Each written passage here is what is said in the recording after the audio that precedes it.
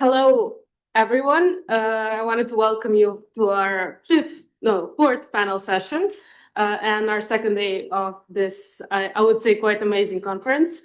My name is Jovana Zafirovic. I am a research associate at the Institute of Social Sciences. And with me, you can introduce yourself. Hello from my side too. I'm Jelena Riznic.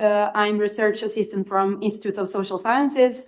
And welcome to the second day of our amazing conference. And I'm really glad that I have opportunity to moderate this session. Exactly. Likewise.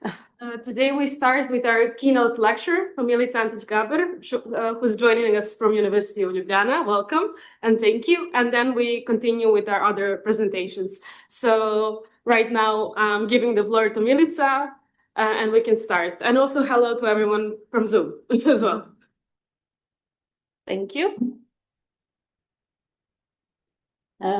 First of all, thank you and thank Ankica Shopot and her team for organizing this important and much needed conference, which has brought together researchers and distinctive professors from different disciplines to discuss and share our common concerns on gender equality in post-Yugoslav and post-socialist societies.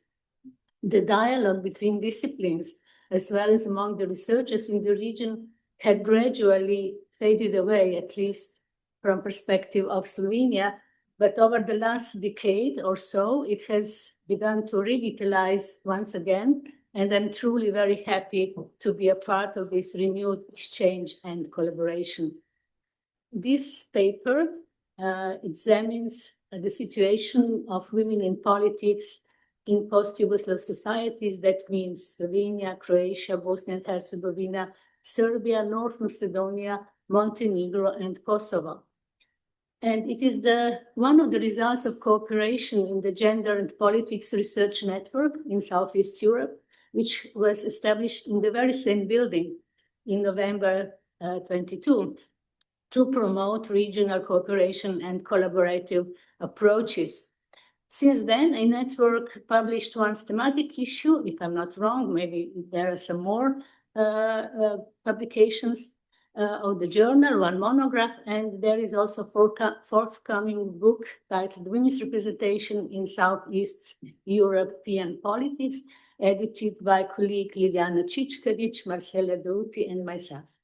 And my presentation is therefore based partially on this book and partially on my own research. To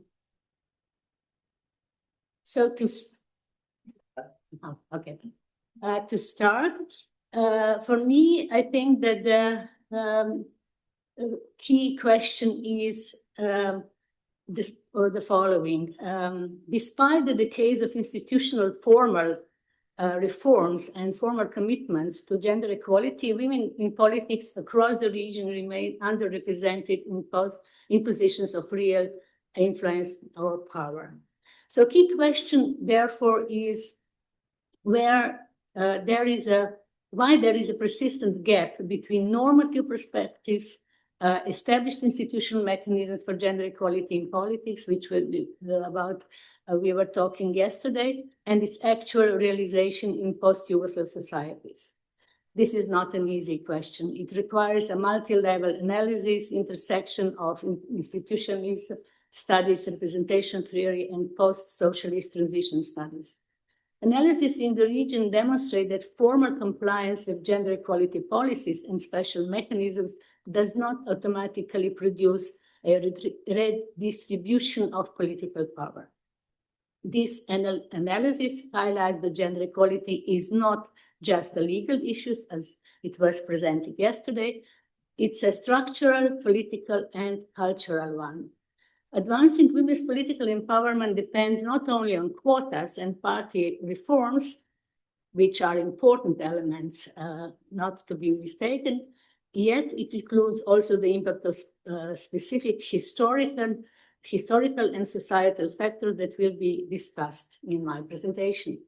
By reflecting on diverse experience of post-Yugoslav states and comparing experience across the region, This paper highlights both the progress achieved and the enduring challenges in advancing women's political empowerment. This is the structure of my presentation. I don't want to lose my time for this, just to see what I will be talking about. This table is much more interesting and telling. So what we can read from this table, first, all countries have introduced gender quotas. Second, the quota threshold vary. None of these countries has adopted a full parity rule. A third, despite this measurement, the share of women actually elected to a parliament still varies quite significantly. So the key question is, why do these differences persist? To begin answering this, I will first look at institutional changes and their effects, taking in comparative perspective.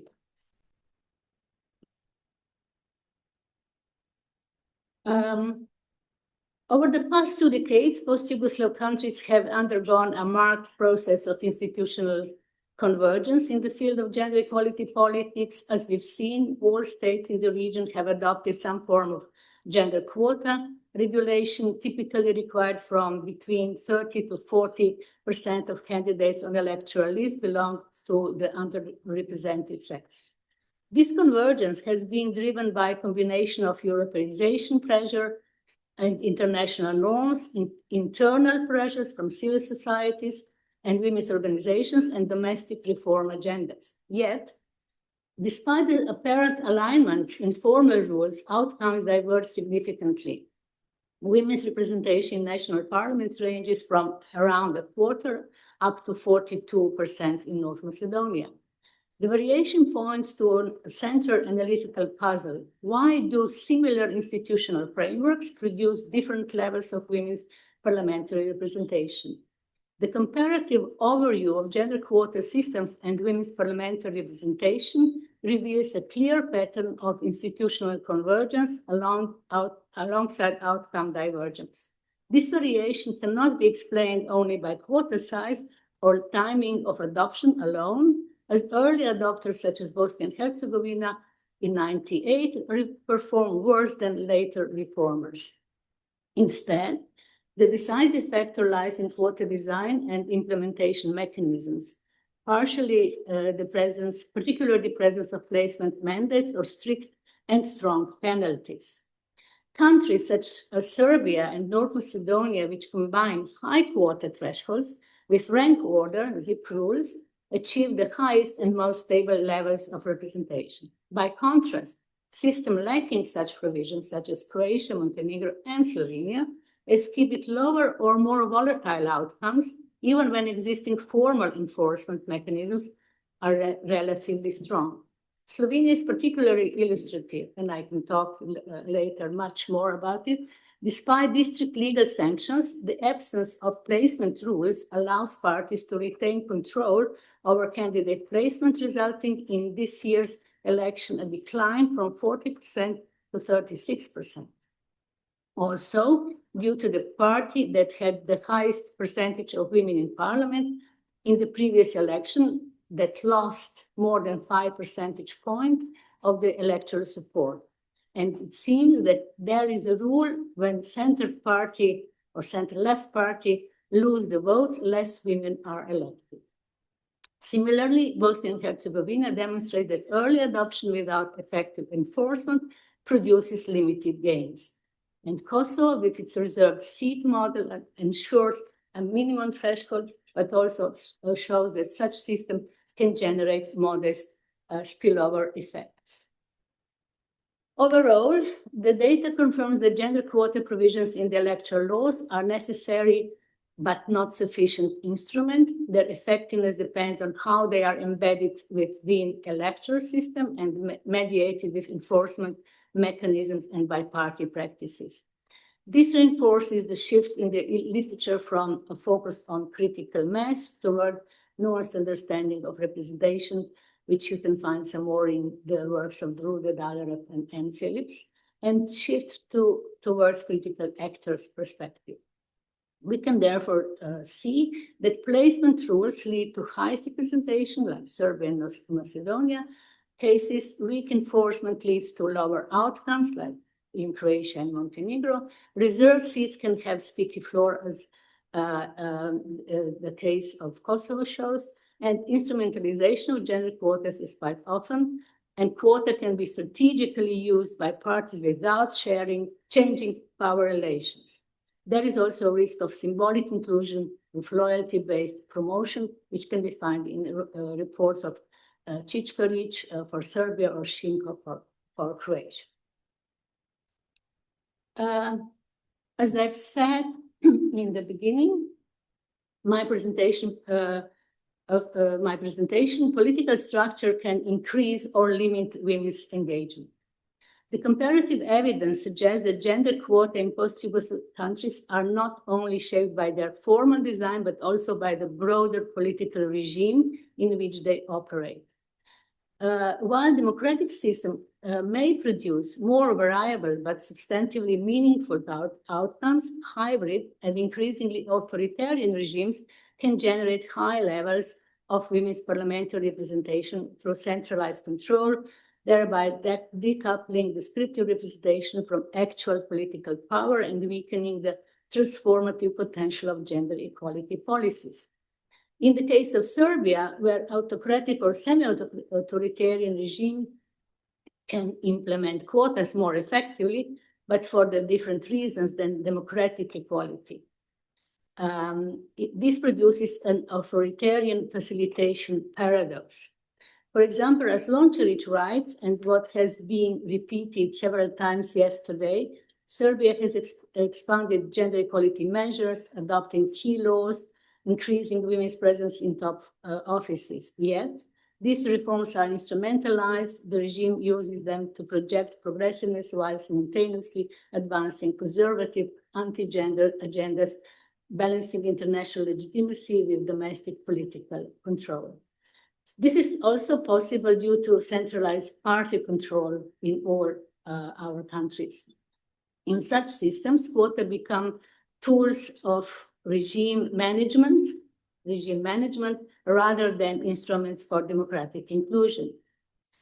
The case of Montenegro is especially illustrative in this sense, as Đukanović and Orlandić, for example, reports that the law on the election of councillors and MPs stipulates that candidate lists that do not meet the prescribed requirements of gender composition can be returned to the submitting entity for revisions. The original list is not to be published, but the law does not provide for the sanctions for that. As a result, such situation often occurs and no responsibility is taken nor sanctions enforced. In contrast to Slovenia, that kind of list is removed from the competition immediately by the state electoral committee.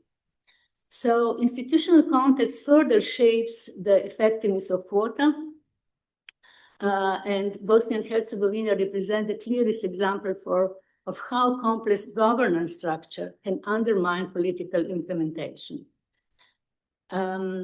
Despite being as early adopter of quotas and having a relatively high threshold, they have a lowest level of women's parliamentary representation in the region, and this is due to fragmented institutional arrangements, multiple electoral jurisdictions, weak enforcement mechanisms. Similar, though less pronounced dynamics, can be observed in other contexts with institutional fragility or ongoing state building process. And also, of course, electoral system can also facilitate or limit women's chances in politics. All countries in the region use proportional representation systems, which are generally considered favorable for women's representation. However, they do not produce uniform outcomes. Instead, their effects depend on how they interact with list structure, district magnitude, or quota regulation. And that's why they produce different outcomes.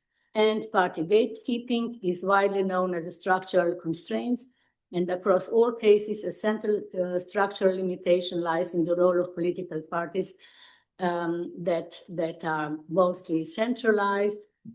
In this context, gender quotas can not increase the number of women elected. So to move to socio-cultural barriers, gender equality policies, special measures do not, of course, operate in the empty space. On the contrary, and that is why socio-cultural context and historical circumstances and norms and values have to be taken into account. Across all ex-Yugoslav countries, research consistently identifies a common structural cultural constraints to gender equality. The legacy of socially gender equality was, after the collapse of old regime, not at all appreciated in the newly reformed independent countries. Political plurality in the 90s in majority of these countries also brought into the forefront widespread attempts to reintroduce or to reconsolidate traditional values and norms.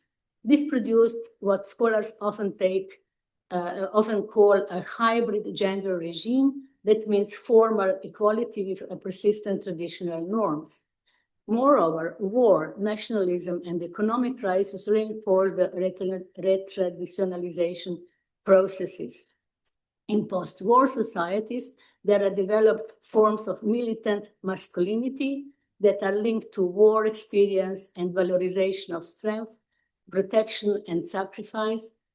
War and nationalism reinforces gender divisions, associating men with combat and authority and women with caregiving roles. And as Popo Momčilović would say, for Bosnia and Herzegovina, the ethnocratic political system, their priorities, ethnic group representation over gender equality, while post-conflict legacies and entrenched patriarchal norms reinforce male dominance in politics. And research also shows that in all countries in the region, hegemonic masculinity persists. Political leadership as such is associated with decisiveness, toughness, and male authority. Alongside with violence, dominance, and intolerance remain central elements of dominant masculinities in most parts of the Western Balkans. In such circumstances, politics is seen as natural male domain. And it seemed that Slovenia had been able to avoid, or better to stay out of these processes, but the recent developments show that it might have happened that Slovenia is on a good way, that now everything will return to it with a double portion. Last election, right-wing government, it was formed yesterday, and right-wing politicians who perform uncivilized behavior, deception, lies, will lead Slovenia in this direction. These dynamics highlight that institutional reforms alone cannot transform gender political participation without broader shifts in social norms and construction of masculinity. We can therefore say that if quotas can open access, socio-cultural norms determine who actually steps through that door. In other words, institutions regulate opportunity structure, but values shape perceived legitimacy and willingness, and values can be therefore perceived as a hidden filter.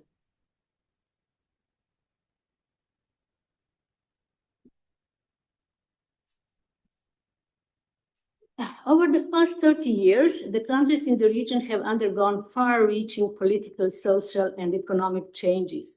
These are political pluralism, democratization, Europeization, and these shifts have deeply affected gender relations in the domain of political representation by a notable decrease of women's representation in formal political arenas.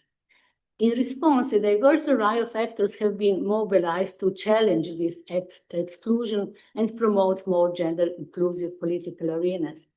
There were numerous strategies pursued by both national and transnational actors to advance gender equality in politics. It includes grassroots women's groups, feminist networks, gender advocates, NGOs, international stakeholders, and similar.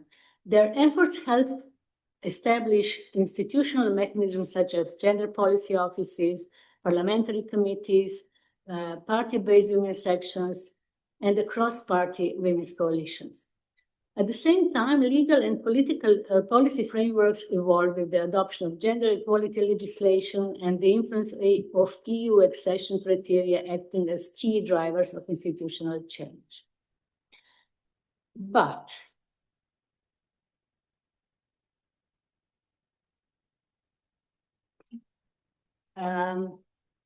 there are often the limitations that either slow down or hinder these processes in all of our countries. In Bosnia and Herzegovina, highly fragmented governance structure and strong ethno-political dynamics limit coherent gender equality efforts. In Serbia, male-dominated party leadership structure restricts women influence, limiting their capacity to shape political agenda despite formal representation gains. In Croatia, while gender equality is formally embedded in party statutes, women's sections lack real authority and resources, resulting in a limited substantive impact on political decision. In Slovenia and North Macedonia, persistent gender division of labor in general and in politics confine women to less influential policy areas, while men dominate key social sectors such as finance and so on. In Montenegro, increases in women's parliamentary representation are often procedural rather than substantive, resulting from the replacement mechanism rather than genuine political commitment. In Kosovo, despite surpassing the national gender quota, progress is constrained by uneven implementation, and women's representation does not translate into strong influence and strong influence. And to move to the conclusion, okay. What can be said for the conclusion? Research in the region points to gradual shifts in perception following the increased visibility. This I stress. Visibility of women in politics and in leadership position and their roles. Increased visibility of women in political roles is contributing to a slow shift in public attitudes, fostering greater acceptance of women as legitimate political leaders. Examples from some countries show that higher representation and quota implementation can strengthen voter trust, normalize women's leadership, and expand their influence beyond traditional feminine policy areas. Survey data, for example, for Montenegro, revealed that women remain more aware of structural barriers, while traditional gender norms, such as beliefs about male political suitability, continue to shape public opinion. The role of international structural drivers like EU integration processes in international norms have played a key role in elevating expectations and pursuing political elites to address women's representation. Increased media presence and use platforms as for Republika Srpska signal change, but institutional structure, especially ethno-political frameworks, still constrain deeper progress. Women in politics continue to face underrepresentation in power position, gender scrutiny, and online harassment, which limit both participation and influence. And overall trajectory is incremental but uneven. Progress can be said. Despite persistent obstacles, the trend is visible. More women are entering politics and gaining ground, gradually reshaping both institutional and societal expectations, albeit slowly and evenly. And I think it is a time to shift our focus on more from numerical representation to a substantive one. And to make some propaganda for our book. This is the cover of our book, which will be published, I hope, in near future, maybe during this summer. At this point, I would especially like to thank Ljiljana Čičkarić for the inspiring idea to initiate this project, and for her invaluable contribution throughout this entire process of preparing this book. And also I would like to thank colleague Marcela Dauti from Albania for her tireless work during the preparation of the book. There are also some references which were included in my presentation, but they may be already known to you. So thank you for your attention, and this is my.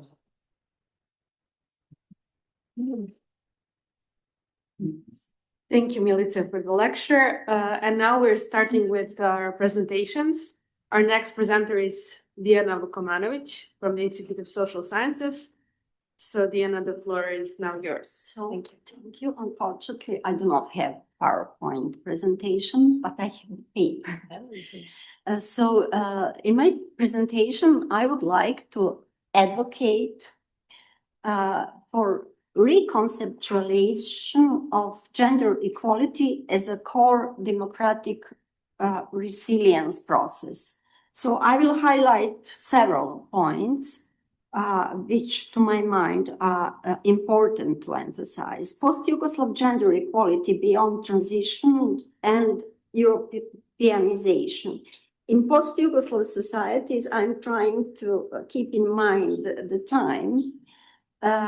In post-Yugoslav societies, gender equality has long been terrorized through the lenses of post-socialist transition and Europeanization.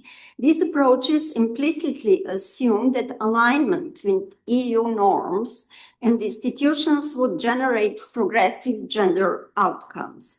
Gender equality was typically operationalized through legal harmonization with gender-related EU acquis, institutional design, and indicator-based monitoring. Contemporary theoretical developments challenge this assumption by conceptualizing gender equality not as an endpoint of that transition, but historically as a process that is a historically embedded, politically contested process shaped by the specific legacies, as many of our colleagues already emphasized, this specific legacy of Yugoslav socialism, nationalism, and ethnic conflicts, and neoliberal decomposition of welfare state. Post-Yugoslav hybrid, shall I say hybrid, I mean all analysis show that we are speaking about not unified but the hybrid gender regimes in post-Yugoslav societies cannot be adequately captured by linear catching up with Europe narratives or technocratic and policy-driven analysis. So instead, second point, instead of analyzing gender equality as a process of building of consensus or compromise, I think that it is a highly contested political process. In newer conceptualizations, gender equality is understood as a reversible process. Also, many presentations show that subject to backlash, crisis, rupture, and political contestation. Rather than presuming cumulative advancements, scholars emphasize interruptions, stagnations, and regressions, particularly in contexts marked by post-socialist restructuring, neoliberal reforms, nationalist mobilization, and democratic erosion. This shift foregrounds contestation over consensus and recognizes that progress in one domain may coexist with deterioration in other domains. While harmonizing with EU directives or United Nations Convention obligations and national equality laws have expanded formal legal frameworks, substantial research shows that implementation remains weak, fragmented, fragile, and often symbolic. Gender equality is thus theorized not as some unidirectional diffusion of norms from the EU or other international gender-related instruments, but as politically negotiated and selective process filtered through domestic institutional cultures, negotiation between political elites, resource constraints, and ideological resistance. Sorry. So the next point is what our colleague Professor Gaber, emphasized, that is a shift from formal to substantive and structural equality. The central theoretical shift concerns the move away from formal equality towards substantive and structural understanding of equality. Earlier frameworks focused on anti-discrimination laws, on representation quota, and institutional mechanisms, which are extremely important, often treating this as somehow sufficient or visible proxies for equal outcomes. Yeah, I think that contemporary approaches should challenge this kind of clustering of research around the indexes of representations by emphasizing that formal compliance can coexist with persistent structural inequalities. Gender equality is now theorized as a process of structural transformation involving labor markets, care regime, welfare systems, organizational culture, and power relations embedded in social and economic institutions. This perspective highlights how gendered inequalities are reproduced through marketization, precarious work, reduction, cost-cutting of welfare state and budgets, and the unequal distribution of unpaid care labor, even in context with formally progressive gender policies. So I think that that is the next point, that intersectionality is unavoidable. The analytical tools, it is necessary, and intersectionality has moved from the margins to the core of gender equality theory, rather than treating women as homogeneous category, coherent group of average woman. I think that neither of us would describe ourselves as an average woman. We have different identities, but contemporary frameworks conceptualize gender inequality as relational. That was for yesterday's presentation. Sonia Tomic emphasized that gender equality is relational and intersective. Many other colleagues emphasize that it is shaped by class, ethnicity, migration status, sexuality, disability, and spatial locations of individual, meaning urban, rural, center, periphery. Theoretically, this shift destabilizes. I cannot pronounce this. This shift destabilizes universalist models and national averages, emphasizing layer exclusions and differentiated policy effects. Intersectionality is increasingly integrated, not only at the descriptive level, but also in methodological and conceptual design, reshaping how inequality is measured, compared, and explained across contexts. So, gender inequalities in post-Yugoslav region are strongly mediated by ethnicity, class, migration status, rural-urban divides, conflict legacies, and displacement of persons. That is why gender-oriented reforms may benefit some women while marginalizing others, particularly Roma women, rural population, refugees, or IDPs, internally displaced persons, and single mothers, whose lived experiences remain invisible and aggregate indicators. So we are constantly speaking that gender equality politics increase visibility, but many women remains invisible in our research or in our societies. So what is the solution? I think that that is the next point, gender equality should be analyzed as some sort of policy ecosystem. We should analyze enabling environment for empowerment of women, not to put emphasis on vulnerability, but to make a shift towards the examples and good policies that enhance and facilitate empowerment of women. So we should make a shift from a set of isolated, analyzing of isolated policies to a policy ecosystem. Rather than evaluating individual gender-specific measures, new framework should analyze how multiple domain interests, public policies, labor practices, institutional cultures, civil society, and social movements interact. So networking and partnership is extremely important. This ecosystem approach conceptualizes gender equality as an emergent outcome of interaction between state and non-state actors, formal and informal institutions at national and transnational level. This policy ecosystem approach analyzes interaction, Nevena, our colleague Petrušić, very well known, that among ministries and equality bodies, ombuds, institutions, local authorities, civil society organization. So it emphasizes coordination, power asymmetrics, resource allocation, human rights cost money, and the political economy of policy implementation. This ecosystem perspective reveals patterns of fragmentation, weak coordination, and dependence on external resources, meaning donors, resources. Yes, thanks.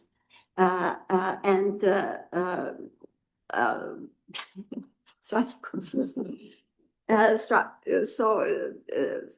It should be look at the governance space embedded in broader institutional arrangements. So I'm finally go to my main point that gender equality should be analyzed as indicator of a democratic resilience. In all post-Yugoslav societies, we have such an experience. Gender equality has become one of key terrains of battlegrounds of democratic contestation, closely tied to struggles over secularism. I don't know whether you have noticed that across the street yesterday we could analyze how that connection between religious and secularism concept works. Civil society autonomy, media freedom, and rule of law.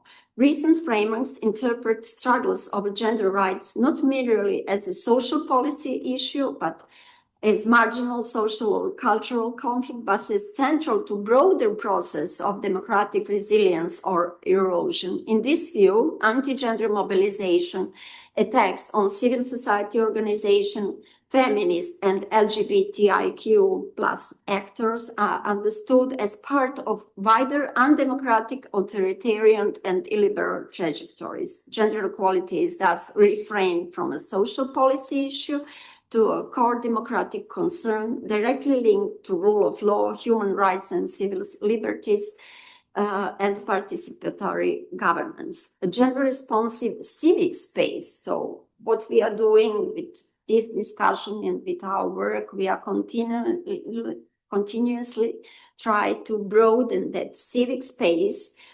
for gender equality, and this is also the corporate condition for democratic resilience in Western Balkans or post-Yugoslav space, since the women are majority of populations, but we are still silent majorities. So also, and that is my last point. I will skip one. Is what I notice in contemporary literature that scholars and researchers are trying to rethink measurement and methodological assumptions. I mean, methodological measurement is not my cup of tea. I'm more oriented to old school qualitative analysis.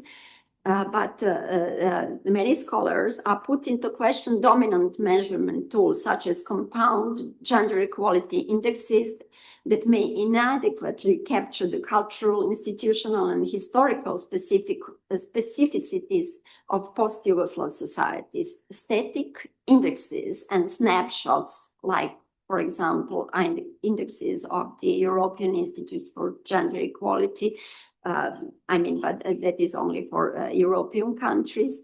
Those snapshots rankings are increasingly criticized for their limited cultural sensitivity, weak institutional validity, and inability to capture informal practices or dynamic change. That is why researchers, meaning us, should advocate for more context and culturally sensitive assessment tools, mixed method of process-oriented approaches, greater attention to institutional behavior and informal practices, critical reassessment of EU-driven indicators. Scholars often integrate qualitative analysis, institutional ethnography, and longitudinal designs. This allows gender equality to be analyzed as a dynamic, evolving, contingent, and probabilistic process. And I will finish with one fact that for what I see, the newest 2025 European Institute Gender Equality Index has, for the very first time from 2013, made a shift and included new updated 27 selected indicator lists and new data source, and the stronger focus is on individual data, especially in categories of money and time, and offers sharper coverage of today's gender gap. And the Institute emphasized that this change was made in the process of consulting with 125 experts. So I think that we are more or less experts in gender equality from our personal and professional experience. And I hope that we could make a change in analysis. Thanks.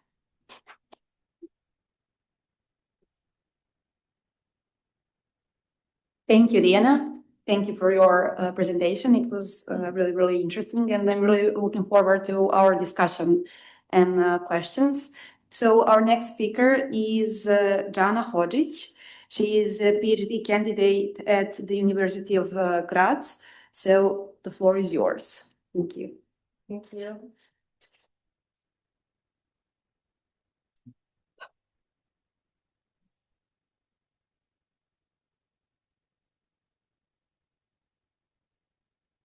Good morning. Today I would like to share some reflections on my ongoing PhD project, which examines the relationship between digital violence, technologies, and women's political participation, or as I have currently titled it, from digital risk to resistance, ICTs, AI, and women's political participation in Serbia. Since this project is still in development, I will not focus on preliminary findings or conclusions that I have. Instead, I would like to use this opportunity to open a discussion, an exchange that might help me think through some conceptual and methodological questions I'm currently working on. So this is a quick overview that I'm also not going to get into, but just so you know what we're going through today. So first off, what is my research focus and what is my motivation? So my research examines the impact of digital violence through information communication technologies, which is social media, and artificial intelligence on women's political participation in Serbia.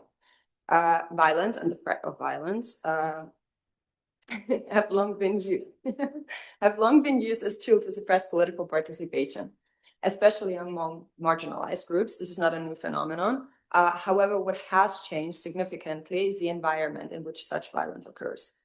With the rise of digital technologies, new forms of violence have emerged.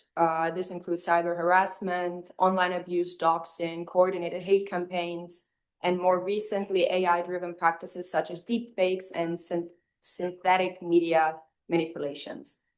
These forms of violence are not confined to the digital sphere in their consequences. Rather, they often extend into offline realities, shaping individuals' willingness and ability to participate in political life.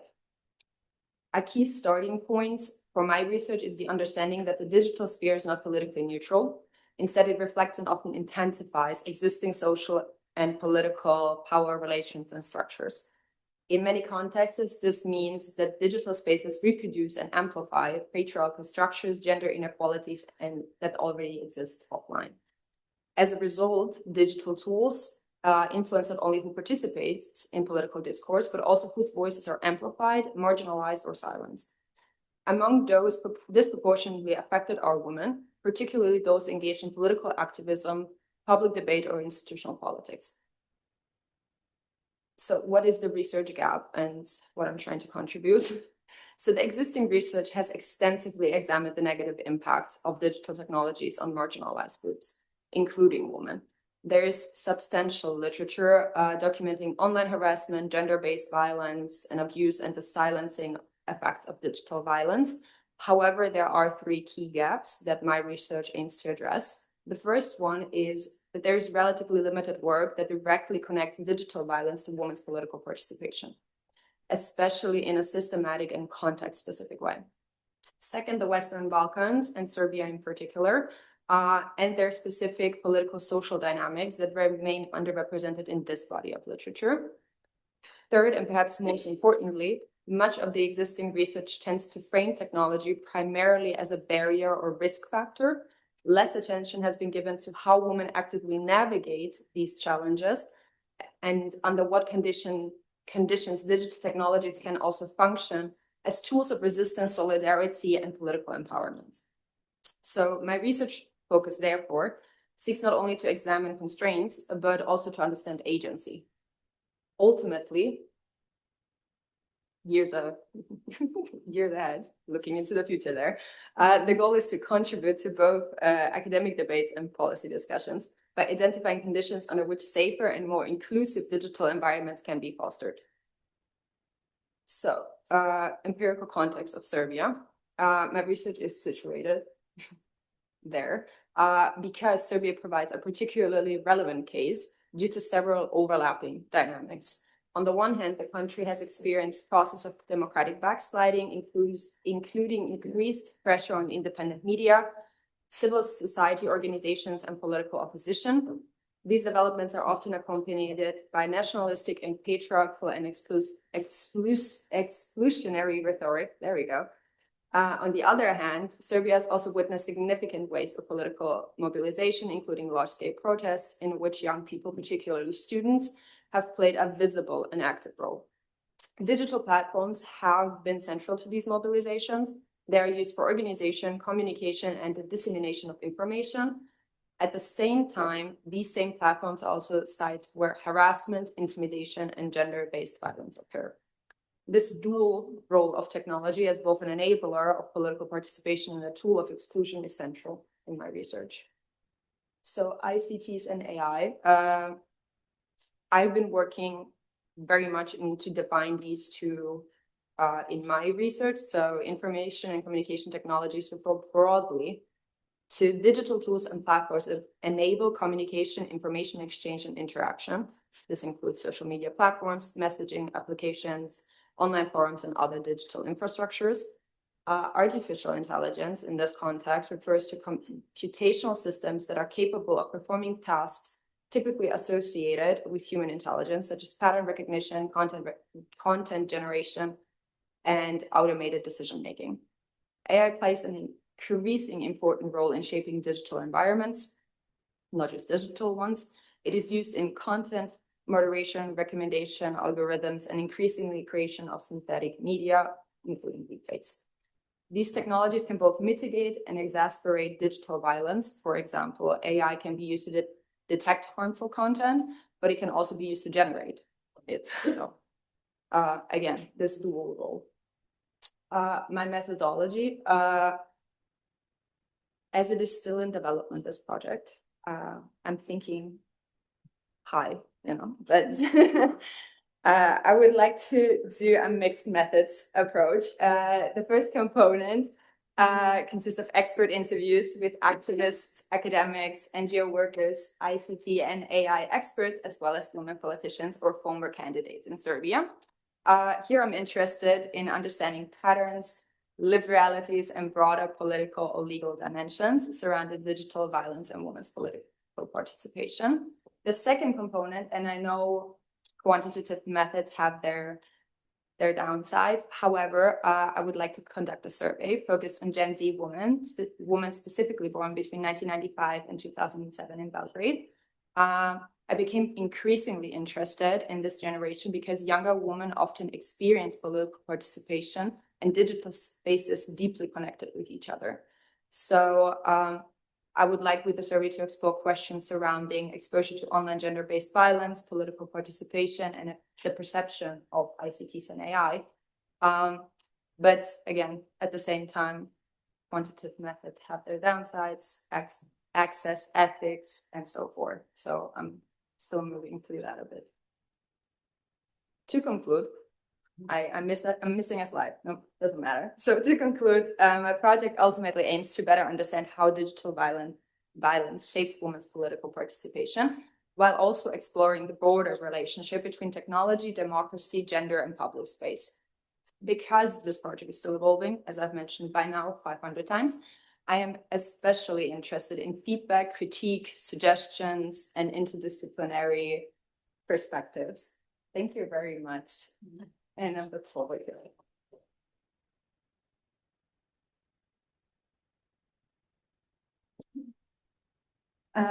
Thank you, Jana. I think it's a really special historical moment here in Serbia to talk about especially this kind of violence against women in political context and in political battles, I would say. So I'm really looking forward to our discussion and what we're gonna talk about your work.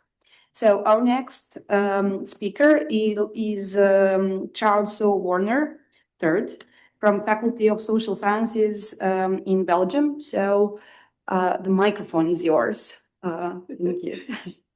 Okay, let me get the technical screen sharing thing going here.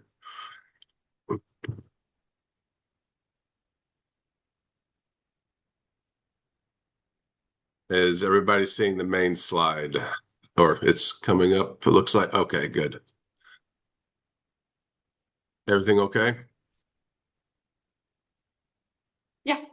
Okay, yeah, you're minimized, very small on my screen, so if you're gesturing, I won't be able to see it. But so thank you so much for to the hosts and the organizers for facilitating my virtual presentation and attendance, and greetings from KU Leuven in Belgium. I'm dual screening a little bit so that I can share my PowerPoint and have a few notes, so I'll be kind of gazing at the camera, looking back and forth. But great. So I've been listening in, of course, on the presentations, and there's so much really interesting overlap between each of our presentations. And so listening to some of the key words that have come up, like invisibility and intersectionality. And I think my presentation really ties in with a lot of that. And this presentation today, it's structured as a report of ongoing anthropological and ethnographic research with military veterans living today in post-Yugoslav societies, as well as veterans who have served in Southeast Europe in different capacities. So military veterans from outside the region that are taking part in other different types of training, collaboration, peacekeeping missions, etc. But for today, my presentation focuses on one particular research dynamic, the post-service narratives of women veterans. During the course of my field work alongside veterans of the Yugoslav wars in the 1990s, this is a general overview of what we'll be talking about for today. Several dominant narratives emerged that inform both methodological reflexivity on my part, vis-a-vis veteran ethnographies, as well as new comparative frames of veteran social positionality and social issues. With regard to the methodological reflexivity, these frames allow for kind of a re-engagement and a reimagining of women veterans, socio-political issues, gender equality amongst veterans, and gendered veteran policies following military service. Now, what I've done for this presentation is to draw upon from my long-term ethnographic field work, which is and other qualitative data development methodologies with the analyses of women veteran narratives in Croatia and the United States that suggest, I argue, fresh contributions to discussions regarding gender, voice, and visibility in post-service policies and representations. Obviously, all of this having an eye on equality, the politics, and the processes of gender equality. I further argue by placing select veteran women narratives into comparative conversation, focus and agency are retained by women and women veterans, while old stereotypes and new tropes are critically encountered. Furthermore, kind of as an additional agenda or a sub-agenda, if you will, I look to disrupt kind of the established hegemony that is active in veteran narratives in the social sciences that are often aligned or baselined by veteran experiences solely in the United States, the United Kingdom, the North Atlantic region. And with that hegemony leading to an enforcement of marginalities and marginalized voices in research with veterans after military service. So having said that, I'll begin with a few notes on my research and ethnographic fieldwork, and then talk briefly about the encountered narratives in Croatia, and then the encountered narratives and emerging kind of dynamics of veteran narratives, women veteran narratives in the United States, and then close with a brief discussion on the comparative framing and the outcomes. Again, please speak up if there's any questions or technical issues, because I can't really see what's happening in the room. So the points of progression from my research, I don't expect you to read all of this. It's kind of a standard slide I utilize to introduce some of my research with veterans. The main point I would like to draw attention to is looking at the ethnographic fieldwork as a methodology, with accessing local perspectives that reveal intra-veteran relations, the possibility of transnational veteran relations, of course, and the relations reciprocally connecting veterans with other elements of their state and society. Then bring this ethnographic data into conversation with key social scientific concepts and methodologies following a multidimensional research agenda. So for the post-Yugoslav space, this is where I've been conducting my field work, an initial 2 continuous years of field work, followed by frequent returns. I'm actually returning to Bosnia next week to continue some different meetings. But all of these sites indicated reflect participant observations, semi-structured interviews, guided group discussions with a number of ethnicities, veterans from different religious backgrounds, nationalities, etc., and also gender. So particularly in Croatia and Bosnia, I have kind of followed with my encounters in the field to have specific engagements with veterans based on gender, and having a subset of discussions and kind of methodological outreach that tracks along with gender and veteran relations. In the United States, most recently, it's been kind of moving through some different areas for some different encounters with archives, memorials, visiting veteran social clubs, doing interviews, seeing what's active, seeing how the spaces are developing, how the narratives are emerging. And if there's any questions about either of these 2 slides, I know I'm kind of going fairly quickly through these, please feel free to let me know. So, Croatia. When I was initiating my discussions and interviews and research agenda in Croatia, I started to encounter a very kind of focused, but yet not even hyper-regionalized. It was very much spread across the country, a narrative of being in second place. And this was something that was discussed frequently with me as I moved from, say, Vukovar to Pakrac to Karlovac and to the coastline and in Zagreb as well. And so as part of my field work, I also started to become embedded with different women veterans conferences like the one you see in front of you, one that also had a parade that somehow still all about women, but still had to be led by men.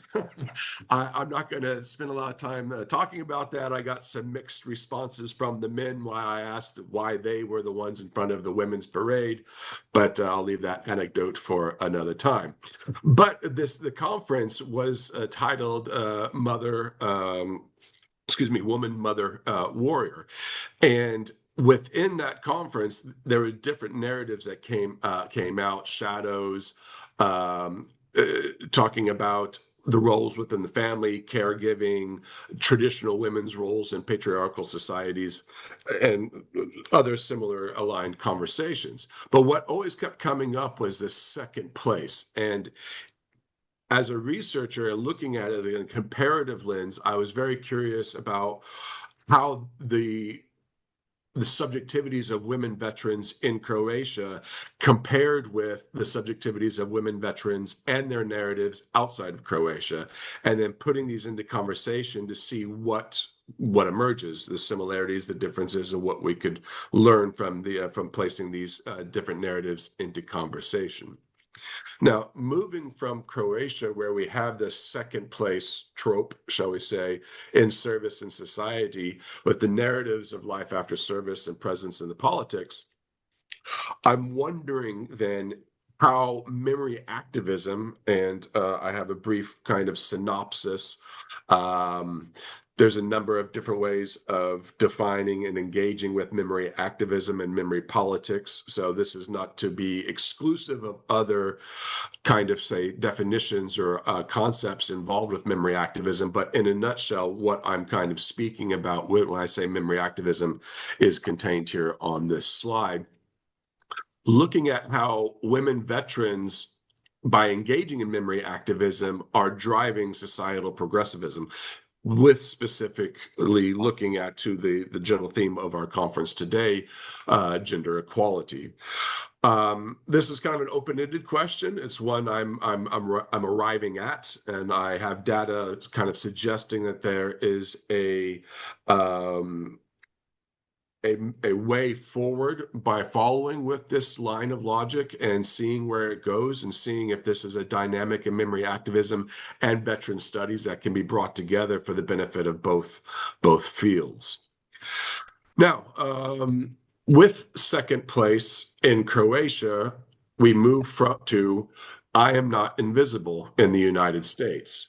Now, I am not invisible, or IANI, as it's been put into an acronym, was a campaign that began in February 2017 and was kind of part of a Veterans Affairs, kind of how there's a Ministry of Defenders or Ministry of Veterans in Croatia. In the United States, we have the Veterans Affairs, the Department of Veterans Affairs. And it started as kind of a small initiative within one of the VA centers in Oregon. And it since went nationwide. And you have, they're very proud of the fact that they have women contributing photos, narratives, and stories from across all the 50 states, a number of Native American First Nations, as well as Alaska, and out of Puerto Rico and other areas of the South and areas of the South Pacific, excuse me. And so it was a really interesting project, very powerful visuals, and it was very cohesive. It was very on point. There was this invisibility trope that was what they chose, and this is apparently a concept that women across the United States really embraced and ran with and decided to participate. Now, this initially was organized around the idea of highlighting women veterans and the issues they have obtaining healthcare and other services, both in the Veterans Affairs as well as in broader society. Now, it moved. Okay. anyway, so it moved into a version 2.0 that kicked off in December of 2020. I think I lost a slide here at some point. Now, this new initiative, or the 2.0, was also looking to address the culture of gender-based harassment by bringing this visibility, this women's visibility, quite literally into the hallways, into the areas. I even spotted some of these in airports in the United States, where you had a row of these photos saying, "I am not invisible," and the women veterans lined up. Very poignant, very eye-catching, really great initiative with the design and everything that went along with it. However, and here is the but, I am not invisible, or am I? With recent changes in the United States political landscape, I will try to be objective as possible here. I have some rather strong feelings with this, but due to the pursuit of some kind of misguided "Make America Great Again" campaign, part of that apparently involved deleting and eradicating, and in a very Orwellian way, unpublishing the content, the women veteran-oriented content or generated content that used to be available through the Department of, what was then called the Department of Defense, the Veterans Affairs, and even such places as Arlington Cemetery. So we have an emerging situation where there was this pushback against invisibility that was a very active, proactive, women-driven, women-centric initiative, to where we are now, where there is, quote, the digital erasure of military history and the contributions and the visibility of women veterans being eradicated. Now, arguably, this has a number of follow-on consequences. Now, but it can also be argued that, "Oh, Charlie, are you not just blowing things out of proportion? Is this really speaking to gender equality in the United States?" And I'm kind of unequivocal about that, where yes, this is a harbinger. This is a identifiable, a trackable, a quantitative and qualitative way of identifying that there is a trend that is happening here that speaks to broader gender equality policies and fights in what could be considered both very hyper-masculine. Masculine hegemony was a term one of our colleagues brought up earlier, but also in patriarchal societies. So now, can we say the US and Croatia are apples to apples in the broad sense? No, and that's not really what I'm trying to drive at. But when we have these narratives placed into conversation with one another, there are initiatives, narratives, setbacks, and now problematizations of gender equality pursuits that I think are very relevantly linked and allow visibility to be shown on each one, kind of a reciprocal visibility that allows for new positions and new ways of identifying how we are speaking and pursuing gender equality in the post-Yugoslav space, and apparently a very much still uphill battle in the United States as well. Now, at the beginning, I did mention, and I'm almost out of time. So I mentioned a couple of different things at the beginning, and I just wanted to focus and end on, I thought I had another minute, but looking at how feminist and feminist narratives, critical feminist theory links into these discussions at the social scientific level with research and representation.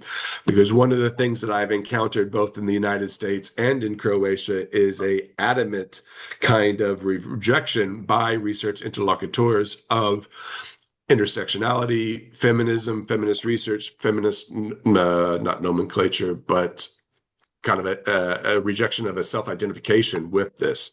And I think we as researchers have to pay attention to this, account for it, and figure out why that is also happening when we're so many people, many researchers are looking to critical feminist studies as a way of pursuing gender equality research, as well as identifying why or why not things are working in those realms. So thank you very much, and I appreciate your time.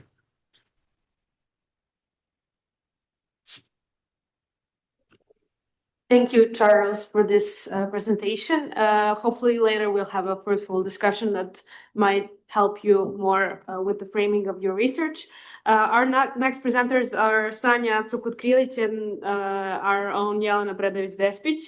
Sanja is joining us also online. Sanja, will you be able to share your presentation? Yeah. Hello. Yes, I will be sharing my presentation. I just need to put it into dia mode and it will come hopefully in a minute. Okay. You should be able to see it now. I hope you can see it. Okay.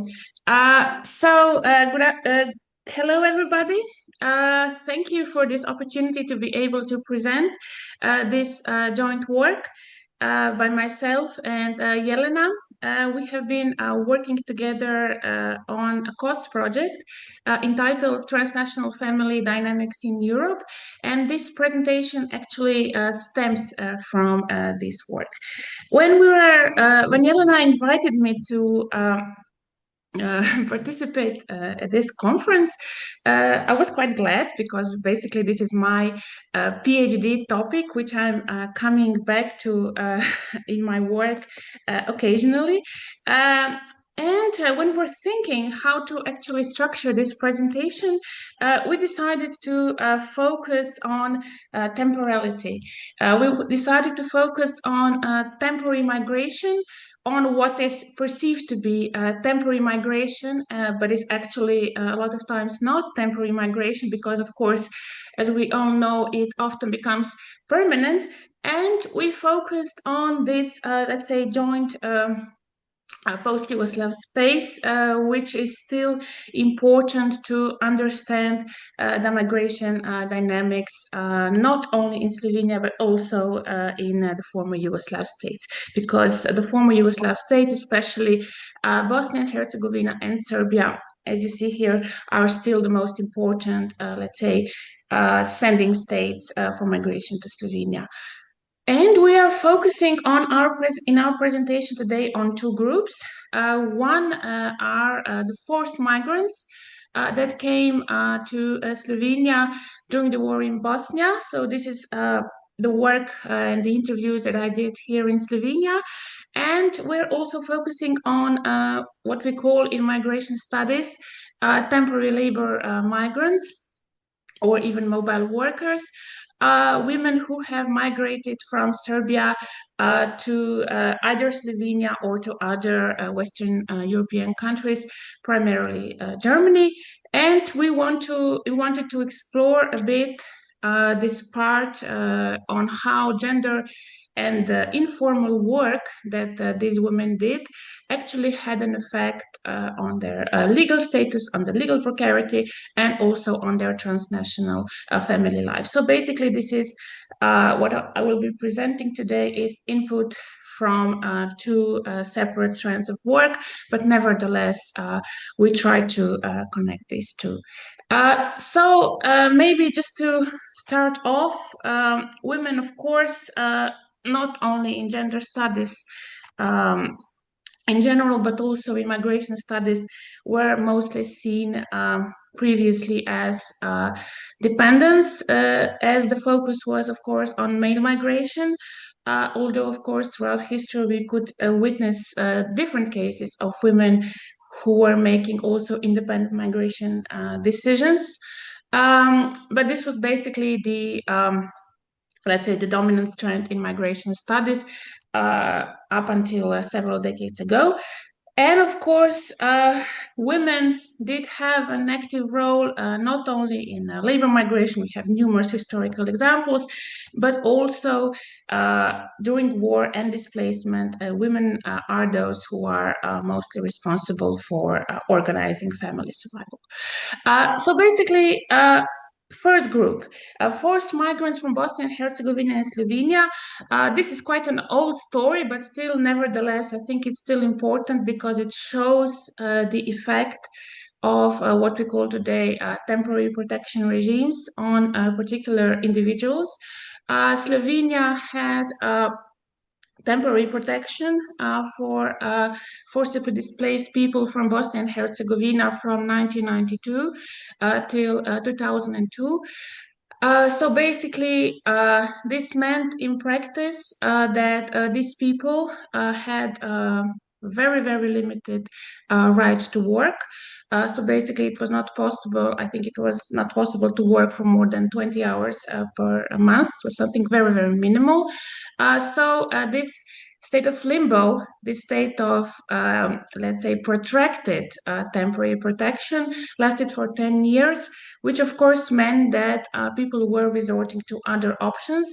And of course, for women, as we all know, also from other cases in migration studies, this was informal service work in private households, mostly, of course, cleaning, which meant also, because when you think of a, let's say, traditional male occupation in Slovenia, particularly for migrants, you would say construction, right? Construction was the sector where men were traditionally employed. But of course, due to these legal provisions, this work was much, much more controlled, which to a certain extent meant that men were losing their breadwinner role because they had less possibilities. Well, of course, domestic work is less visible, is less controlled, and of course is also socially constructed as women's work. So you have here one quote from one of my research participants. She talks about how it was, of course, not possible to work off to live off what you had, and of course that's why she was kind of forced to resort to this informal or illegal work. While of course women did remain again primarily responsible for childcare and also maintaining family stability. So this maintaining of family stability is a topic that occurred very often in the interviews. So the other group, you might think it's a different category, but actually the situation was not so much different, right? This is, of course, another type of migration, what we label labor migration, due to unemployment, due to low wages, collapse of state-owned industries, also labor market insecurity, and particularly what is important, political and also social uncertainty in Serbia. But we also found this when we were doing studies in Slovenia for migrants from Bosnia and Herzegovina. It was pretty much the same story. Of course, there is this sense of responsibility for family survival. Migration, in the interviews that Jelena conducted, was seen as a family strategy, right? That's something that you will do.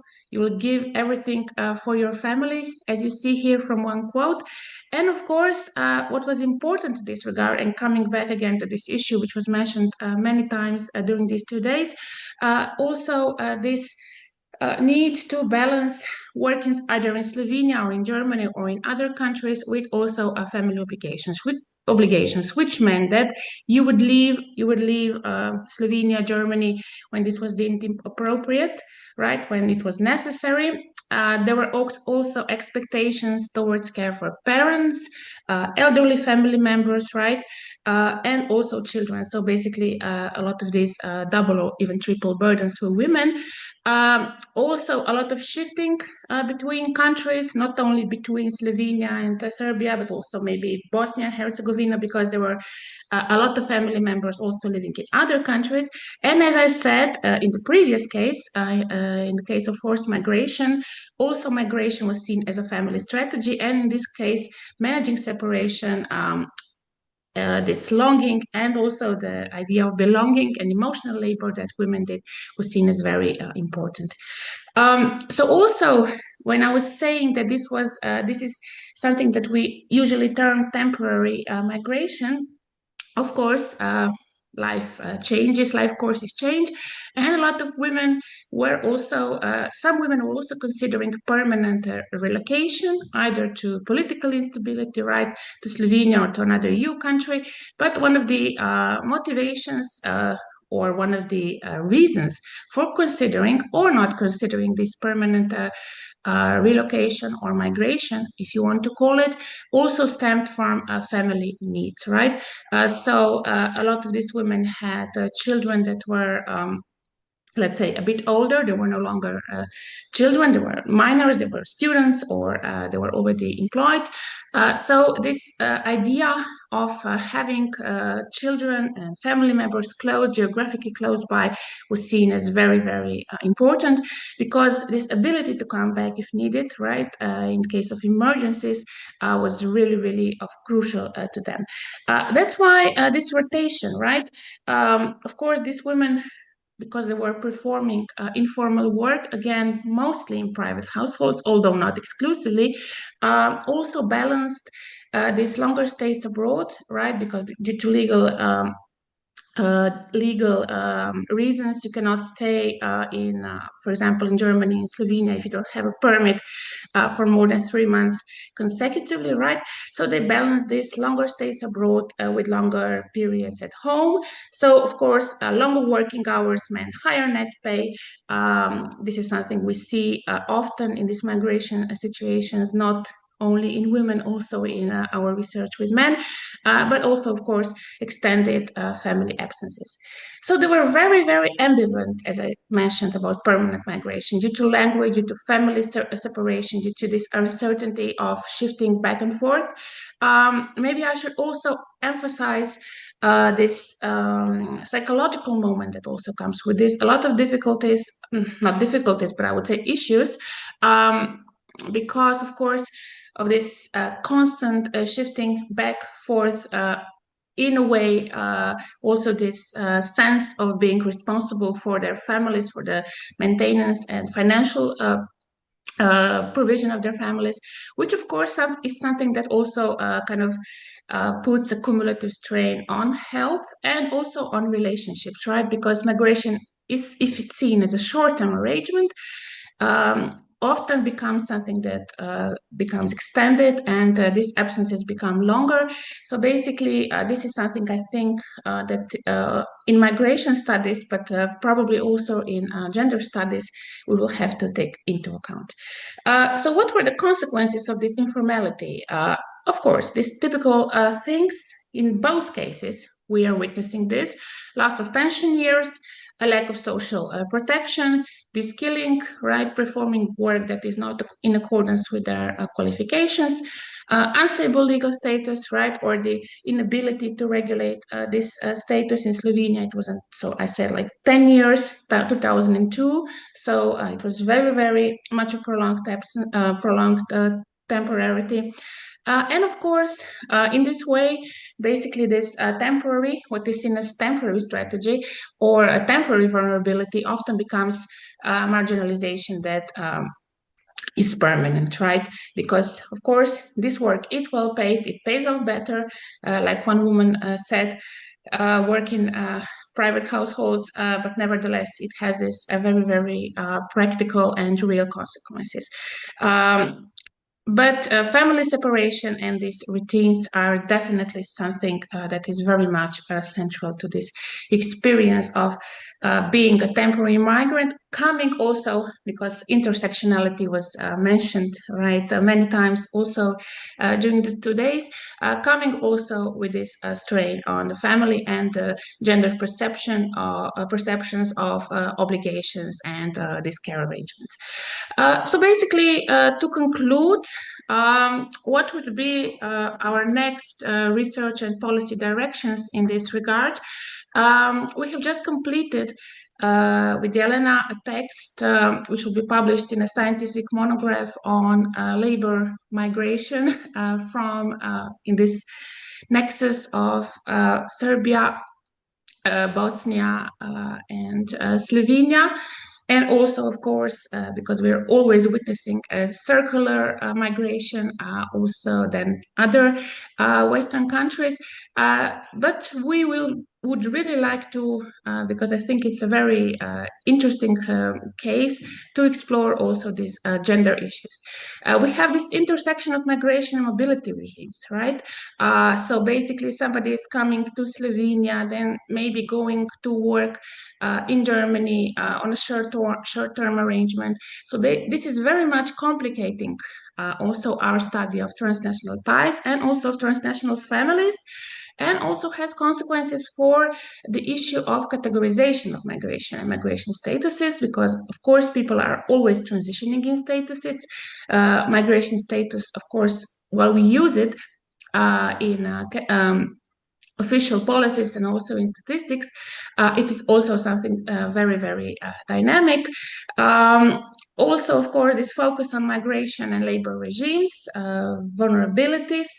I think it's something that is also worth exploring from this gender aspect, and also in this, let's say, comparative cross-country perspective.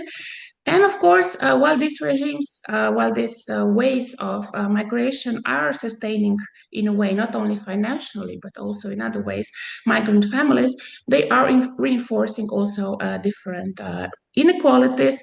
And of course, for women, definitely what we could say are, I would not say maybe increasing, but they are definitely contributing also to disproportionate emotional and care burdens. But just to conclude, of course, migration is something that is very dynamic, that is very ambivalent, right? And I think this co-work of both structural constraints on the one hand, and also this personal family, if you want to call it, identity aspirations should always be taken into account. Okay, I would conclude at this point, and if there are any questions, comments, we can now move to the discussion section. Thank you very much.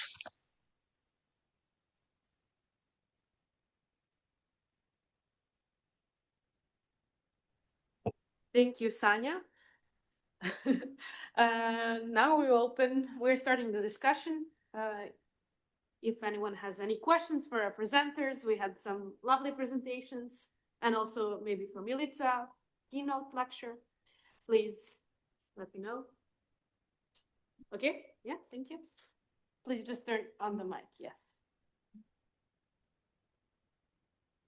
Okay, thank you for your presentations. I really enjoyed it. It was illuminating, very interesting. I have, maybe it's a question or a comment, I don't know, maybe both.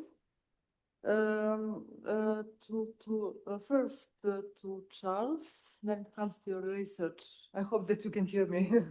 Yeah, if you could just the microphone a little closer. Okay. Yeah.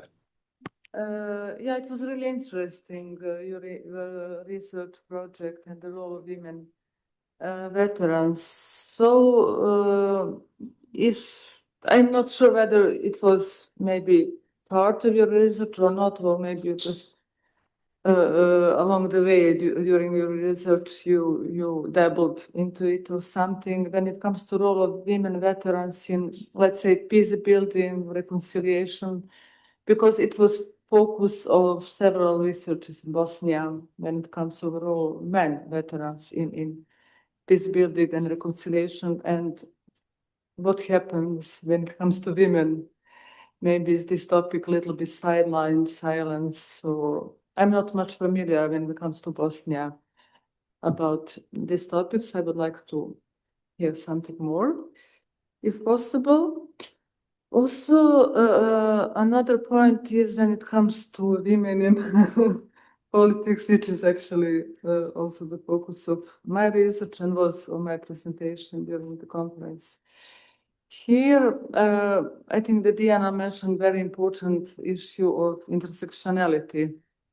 Intersectionality, that this is something that maybe we didn't pay enough attention to, or maybe it's a complex topic because we have to take into account the power relations between women.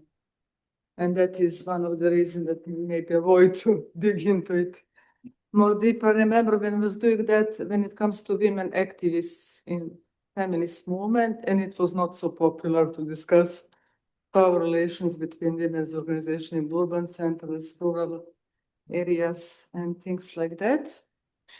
And also to Milica, thank you very much for presenting our book. I can't wait to see it published in, I think, 2 months. I'm counting days. So maybe I was wondering also what comes across my mind when I stumbled upon that book of Michael Law about framing. It was published, I think, more than 20 years ago, actually, how we frame women in politics. And when we say that women are underrepresented in politics, what is the diagnosis? What are the steps that should be taken in order to overcome the problem? And that one point is that when we say that women are underrepresented, then women are the problem. So we have to work with women, then we forget to work with men.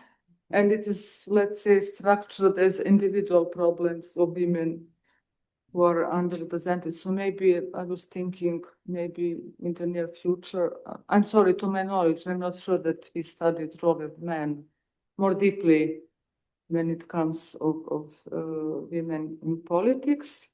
And maybe Milica, because now you have in Slovenia woman president elected by direct vote, so maybe how is it now in Slovenia? I suppose that there are no research yet or not yet published, but just I'm curious a little bit what is going on. Thank you. Sorry. Maybe we'll have the answers now. Charles, you can maybe start, and then Diana, and then Milica, and then Okay. we'll have a couple of more questions. Excellent. Thank you for the question. It's a great question, and definitely more than dabble. Much of my research with veterans is kind of positioned, shall we say, within the frame of post-conflict resolution, strategic peace building, everyday peace, local peace, and identifying these mechanisms of local peace and the developments with kind of the idea that peace building and identifying the mechanisms of local peace being a component of societal transformation where gender equality goes hand in hand with that societal transformation or the envisioned or hoped for or imagined societal transformation.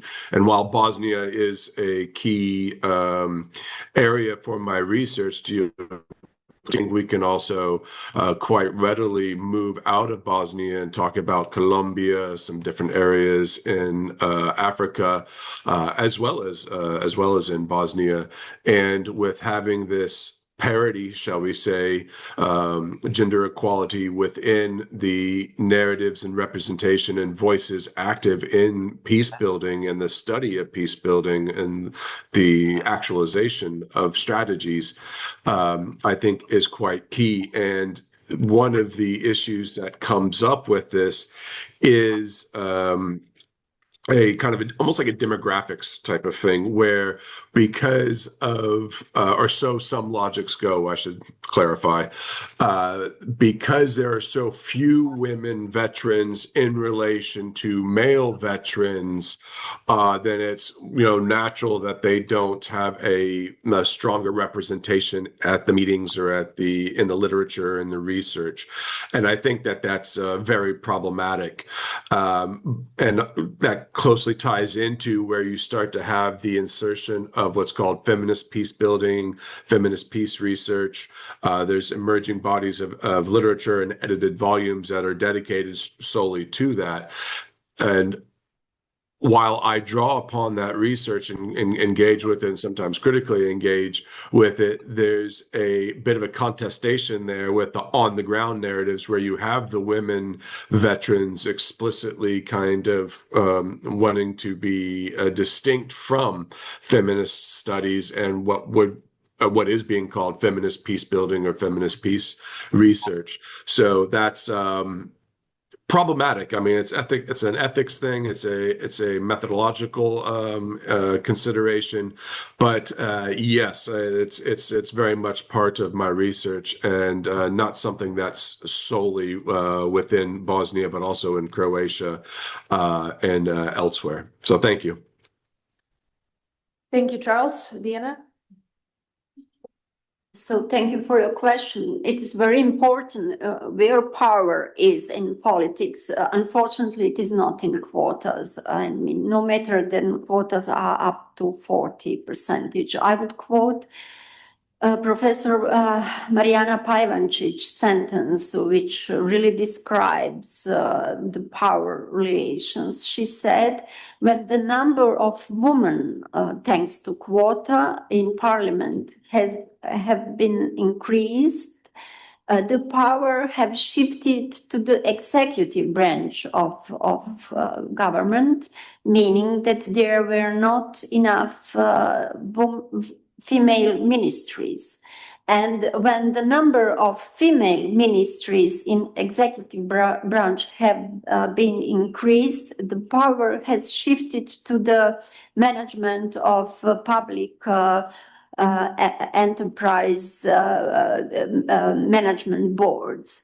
You know, for example, if we are exploring quotas for women, we should not only focus on the number of women in parliaments or the number of female ministries in executive boards. We should also take into consideration, for example, what Scandinavian countries and Germany as well have, the obligatory quotas for so-called supervisory boards, not executive boards, that is quite different, for publicly enlisted companies. So the quotas are at least 40% of both gender. Just to translate it quickly in Serbia, vi znate da u nadzornim i upravnim odborima u Srbiji nema 40% žene. Evo pogledajmo nadzorni, upravni u stvari odbor našeg instituta. Sorry for explaining just some terms in Serbian. So maybe the next step would be for us to ask, I don't know, maybe Agency for Anti-Corruption have the evidence how many the public enterprises are in Serbia, for example, and we should ask quotas also for management boards because supervisory boards, because there are nominees from states in membership of those boards because they are very well paid in some situations, in some companies. So the power relations are constantly make shifts from parliament to executive and vice versa. It depends also on personality. I will just mention one name for Serbia, Zorana Mihajlović, who was Minister of Energy. She was also in charge of gender equality policy. We had but when she left the government, there is no such topic in public. So it is also personally oriented, those power relations. And I would like also to mention that within the parliament, we have established parliamentary network of women belonging to all opposition and ruling parties.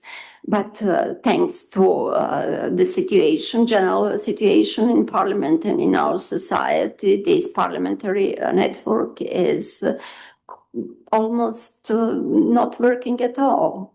So political will is really important, but women should focus to economy as well, not only to politics. Thank you, Diana. Milica? Thanks. Yeah, thank you so much for these questions. I would first say just a sentence about how we are framing our researches on women in politics. I remember that your question is connected to the question whether it will be better to say and research the underrepresentation of women or over-representation of men. This is just another side of the coin. So yeah, I think we shall explore both questions and also include men in these issues, because their support is very valuable in this issue. The support of men in the research area, in academia, and also in politics. I think we need both. About the situation in Slovenia, we didn't only have president of the state, we also had speaker of the parliament in the previous mandate. We also had a female foreign minister. And I'm really proud that we had these persons at that position in the previous mandate. And I'm so sorry that we won't see the situation like it was previous after this election. So about the president, I know her personally because she was partially, and she still is partially involved in some issues and some organizations of women's organizations in civil society before she was elected as the president. For example, she was one of the those women who established Ona Ve, She Knows, some kind of institute, some kind of network that brings together the women who are experts in the field and can be asked to comment the situation in Slovenia and broader in the newspapers, in media. So she was really active in civil society before, but also she has a clear positions, for example, about femicide in Gaza. She was speaking in European Parliament, but I think other institutions. Anyway, she has a clear position about gender equality. She made a mistake at the beginning of her career when she was asked whether she is a feminist or not. She didn't dare to say, yes, I am a feminist, because the feminism is still, not very largely accepted as a positive stance, especially when you are in a high position in the state. But gradually, she changed her position. If the feminism is this, and this, then I am a feminist. So then she accepted that. Also, she has a clear stance about rise of conservatism, an anti-gender movement, and other issues. And she was dear not to say, I will ask the second party leader to form the government. She says, I won't, because he couldn't gather 46 votes for his new government. So she put all the burdens of the election of the prime minister to the parliament. She was not forced to do that. She consciously decided not to support conservative government. I think this is a very strong position. And also to say a few words about the Speaker of the Parliament in the previous mandate. She is extraordinary woman. She lost the election, which is really pity. Her presence in the public was so different from what you expect a politician to be. Her red shoes at the inauguration meeting of the parliament is now icon of her. She is also a lawyer. She had a very strong position how parliamentary politics should be pursued. And she stopped several times MPs who were very aggressive and uncivilized, etc., etc. And also our foreign minister had a strong position on gender equality, and she was one of the few foreign ministers in Europe who introduced feminist foreign policy. So I have to say that there are changes when women take a really high position, if they are supported by their parties. This is very, very important. And this had happened in Slovenia. Thank you, Milica. We had a question here from Anna, right? Thank you very much. Thank you for your lectures. They were very interesting. Thank you, Milica, for your keynote lecture. I do like your comparisons. I think they're very important and analytically very complex. I have actually a comment for Dr. Warner. My name is Anna Maskal, and I'm from Institute for Social Research in Zagreb, Croatia. So it is only natural of me to comment on your research. I find your recognition of the role of women veterans in discussions on gender equality extremely important. So thank you for your research. I think that's a very, very, very important subject. And I think that it is great that they have chosen Croatia. I think this is a great case study because Croatia is very specific, and it's an interesting example to analyze. I just wanted to comment two things, and maybe it's a little bit of context for other participants today here. In Croatia, every eighth citizen is a veteran. Today, we have more veterans than we had after the war. So this is a paradox. I don't know if there is any other country in the world that has, I don't know, 30 years after the war, more veterans than it had after the war. Yes, yes, there is. So you have a huge amount of men, usually without any work, but with extreme political, even cultural, social power, with benefits they and their families have, and their influence on Croatian society and politics, even culture, is huge. This is the first point I wanted to make. The second point, and this is something that I'm actually referring, I had yesterday a presentation, and I actually tackled the subject of women veterans. I was actually trying to compare female veterans in ex-Yugoslavia and in Croatia. And I think that it is very important to say that the treatment of female veterans is very important in understanding of a national development. Let me explain in maybe better words. In Croatia, female veterans were ideologically erased as a political strategy of creating a nation-based identity. That is something that happened in the 90s. In Yugoslavia, women veterans were understood as heroic, and they were actually rewarded for their war, let's say, war successes. We had so many squares and so many streets named after those women. In 90s, those names, those streets were erased. Now we have so many male named streets. In Croatia, that never happened.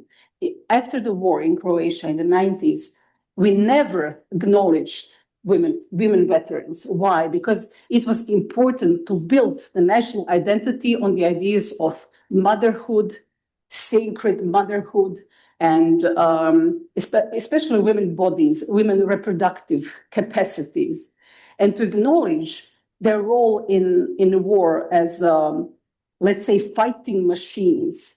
That was never possible. So they're still erased, and they're going to be erased.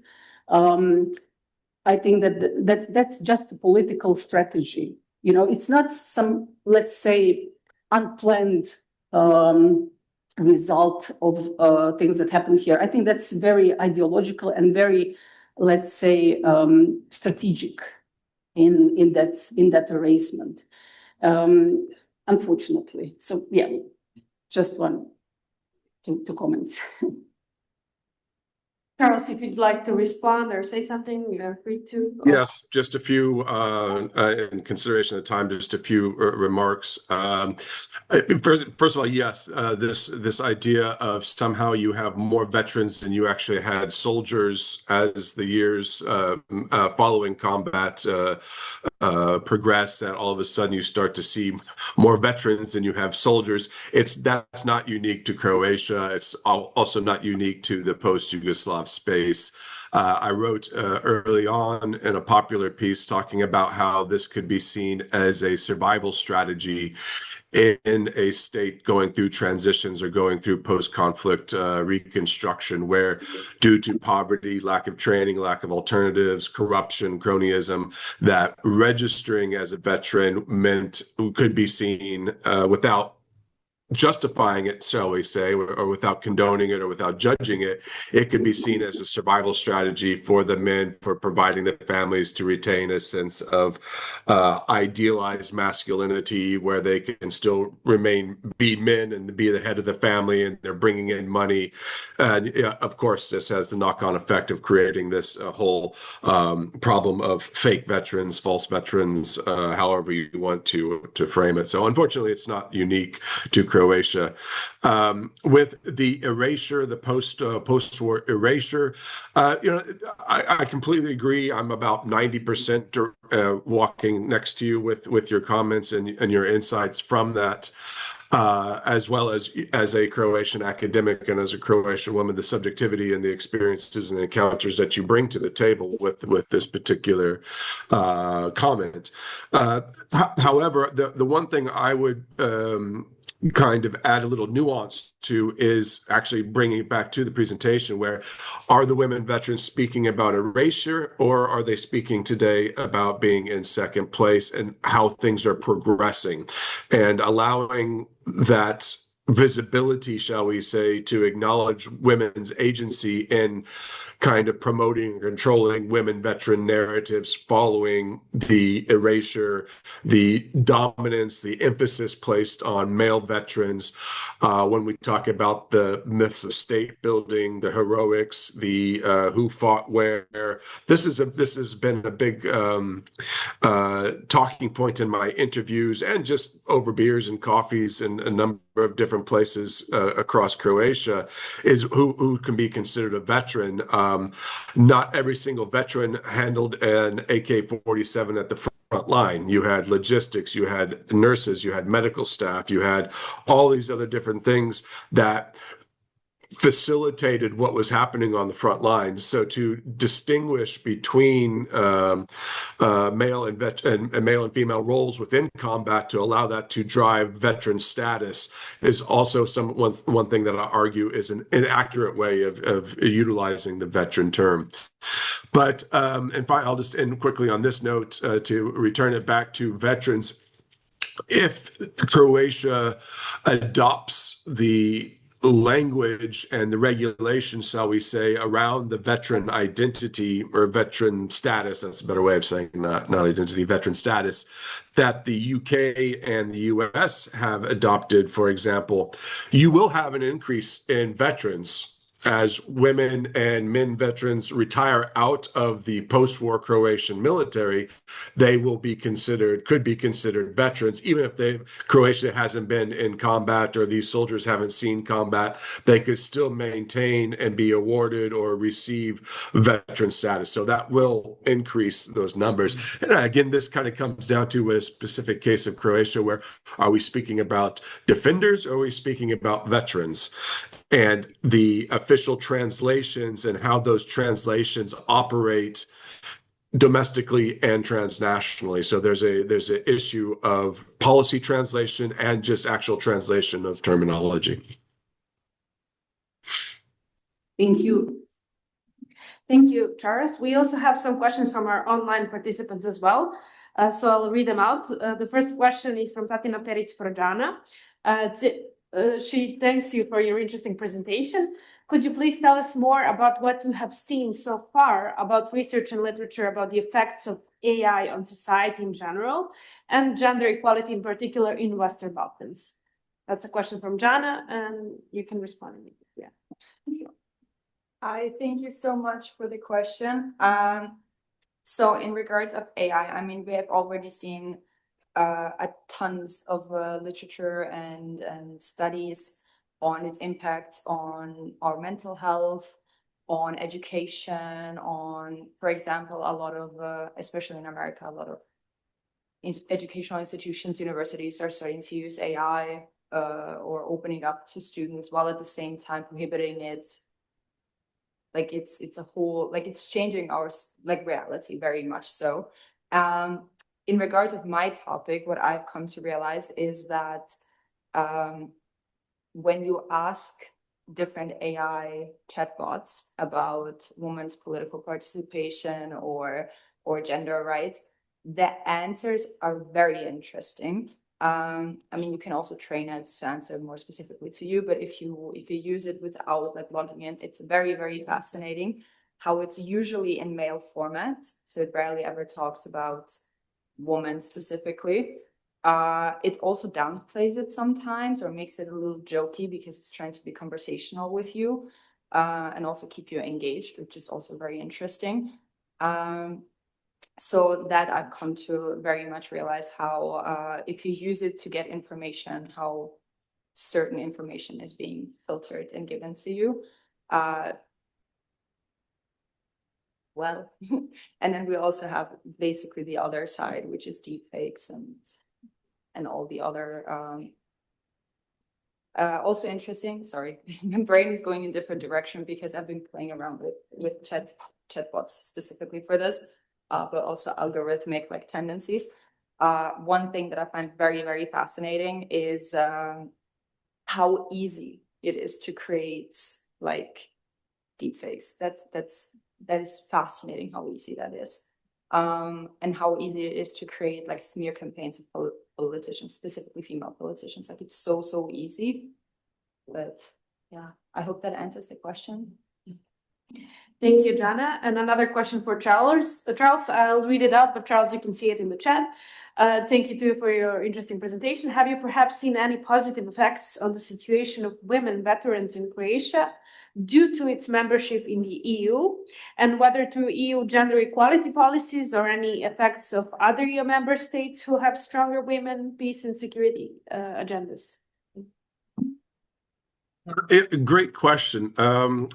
I'm not familiar with some of what might be very recent literature, either quantitative or qualitative, that would be focused specifically on this. Generally speaking, I would say I wouldn't link it necessarily to women veterans, but women in Croatia overall, where with the assent to EU membership, as well as the final inclusions and the protocols and everything, the emphasis throughout governance and society and policy development with having women at the table, no matter if we're talking about veterans affairs or agriculture. I think that there was an emphasis on ensuring, either through quota or through just general adoption of gender equality policies, there could be argued that there was a knockdown or a trickle-down effect, a knock-on or trickle-down effect to women representation of women veterans veteran representation and the improvement of their situation.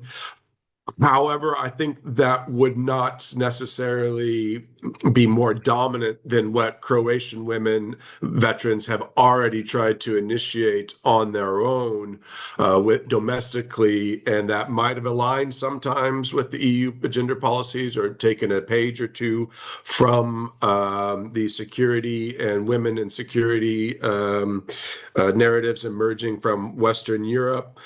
Can't say one way or the other. I would imagine so, but I think it would be more of an emphasis on the domestic development of agendas and the pursuit and the mechanisms of pursuing those agendas.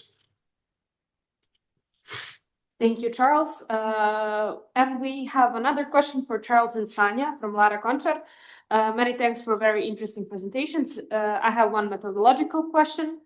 As you were conducting qualitative research, could you share your experiences and whether and how your identities and background shaped interviews, participant responses, and fieldwork? So maybe we can start with Charles and then Sanja. That's it. Also a really great question and a very wide-ranging question, because due to the nature of my fieldwork in former Yugoslavia and the post-Yugoslav space, I have to be very aware of my different identities, because I have a love-hate relationship with this concept of identity, and I think it always has to be implicitly pluralized at some point. But myself as a military veteran and having the ethics and moral imperatives to make sure that this is very visible, that this is a known fact when I'm engaging with veterans throughout the region, that as my background as a outsider to the Yugoslav space, as a veteran of what could be considered a hostile government in the past, as well as an anthropologist from the EU. So there's a number of different things that are happening here that I have to account for. And the first way that I try to account for that is just by having a very open background with that and allowing that to kind of initially frame who I'm being introduced to and who ultimately decides to accept an invitation. And sometimes also how research relationships that started very strongly go sideways or end abruptly. That's happened a number of times, and you don't always have an answer with it. So you're not always entirely certain what it is, if it was you or if it was them or if it was life. You won't always know what component of yourself that you're bringing into these interviews and participant observation can trigger these things. The best you can do for me is to just be very ethical, and moral with my transparency of my background when I'm introducing myself in my research. Thank you, Charles. Sanja? Okay, thank you very much for the question. Yeah, I would pretty much agree with what Charles has said. First of all, of course, obviously, I am a woman. This is something that definitely influenced the whole research project as I was doing research on female migrants. But also, I would say that my sort of an in-between position, whatever you want to call it, I am what we would call very problematically, of course, but we would call a second-generation migrant. My father being a migrant, so I think this kind of influenced when it came up during our conversations. It kind of influenced the whole research project a little bit. To some extent. So definitely language was also an issue. I think being able to speak their language kind of maybe also decreased, let's say, this distance between myself as a researcher and the participants, as I think I conducted pretty much all of these interviews with women from Bosnia in Bosnian language. So I think, as we have said today so many times, I think it's very much intersectional. I also have this issue with this concept in terms of identity. And I think it goes back to this, let's say, in between this position that I also have kind of, although I was born in Slovenia, but my background, I think, maybe adds to this complexity of these different layers that are very much important when you do work with a population that is already, let's say, marginalized and vulnerable in particular ways, like migrants are. Not all of them, but usually they are. So yeah, that would be my maybe my initial thoughts on this. Think it's very much intersectional, and yeah, that's how I think we should approach it also. Thank you, Sanya. Jelena, you want to add something also? Yes, just to add something about this positionality in doing research, especially with migrants, migrant families, those transnational families, and the researcher perspective, and those ethics that Sanya and Charles addressed. It is very important throughout the research process to have this self-reflexivity about, are you the outsider? Are you the insider? And those power imbalances in that process. So I'm not a migrant. I am a woman. I made research with migrant women, from different social classes, very, let's say, not educated, very, the issue, not just the issue of language, but the issue of having the interview, to take the best from them, it is very important. So in this cost action that Sanya and I are engaged in, this topic of self-reflexivity is very important, and it was addressed more widely. So just to make some kind of advertisement, we have a special issue that will be released very soon about this ethical issues in researching transnational families. So that is something that is important also from the gender perspective. So thank you. Great, thank you.